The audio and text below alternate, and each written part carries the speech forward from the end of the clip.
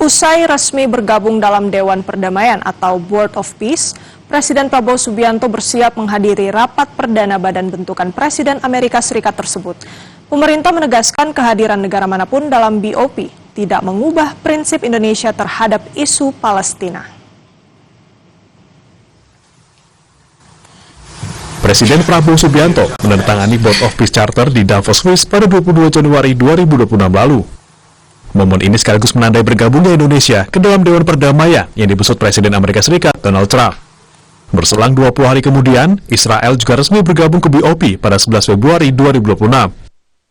Menanggapi bergabungnya Israel, Kementerian Luar Negeri menegaskan Indonesia akan tetap konsisten mendukung kepentingan Palestina dan mendorong terwujudnya solusi dua negara.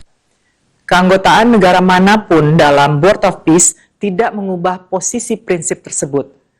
Di Board of Peace maupun di semua forum yang ada, Indonesia sejak awal menuntut penghentian kekerasan terhadap warga sipil, mengecam pelanggaran hukum internasional, termasuk hukum humaniter internasional yang terjadi di Gaza, akses bantuan kemanusiaan, serta realisasi solusi dua negara.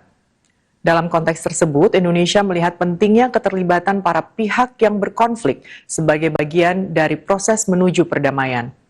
Indonesia oleh karenanya akan memanfaatkan keanggotaan di Board of Peace untuk juga aktif mendorong keterlibatan otoritas Palestina dan memastikan seluruh proses tetap berorientasi pada kepentingan Palestina.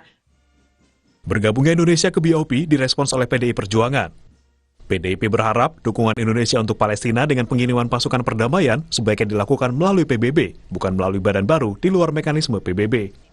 Ya, dalam tradisi kita, pengiriman pasukan, sejak dulu pasukan perdamaian itu kan selalu melalui PBB. Karena adalah lembaga yang memang kita bentuk untuk mengatur sistem internasional agar lebih berkeadilan, agar setiap bangsa punya kedudukan setara, dan juga agar Pancasila itu terima sebagai bagian dari piagam PBB. Ketika PBB tidak berhasil menyelesaikan persoalan di Timur Tengah, maka kita harus menggalang bangsa-bangsa Asia, Afrika, Amerika Latin yang merupakan kekuatan mayoritas yang ada di PBB, bukan Sementara Wakil Presiden ke-13 RI, Ma'ruf Amin menilai Indonesia harus konsisten dalam prinsip mendukung kemerdekaan Palestina. Indonesia perlu mengkaji apakah BOP sejalan dengan prinsip tersebut. Ya, yang penting itu begini, kita itu kan tetap punya target kita atau politik luar negeri kita di dalam masalah Palestina. Dari sejak tahun 55 kita menghendaki agar Palestina merdeka. Yang kedua, kita sudah mendukung kesepakatan di PBB adanya two-state solution. Lebih dari 20 negara bergabung ke dalam BOP yang diinisiasi Presiden Donald Trump. Badan ini bertugas mengawasi transisi, stabilisasi, serta rekonstruksi Gaza pasca konflik. Kehadiran Indonesia diharapkan mampu menjadi penyeimbang moral dan politik agar proses rekonstruksi berjalan sesuai dengan hukum internasional dan resolusi PBB. Tim Liputan, Kompas TV.